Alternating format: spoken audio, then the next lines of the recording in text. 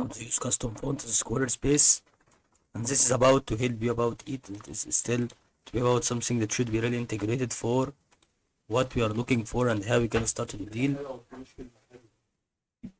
the progress and can be really dealing with it. So what we can do is to follow this video so that as you can understand and see, it's to be about something that should be really satisfying for what is going on about it over here to design and custom CSS and add code to import your custom font. So we go here for pages and then we website tools. Then as you can see, we are going to have here through that, as you can see, to custom CSS, and then started to go for it.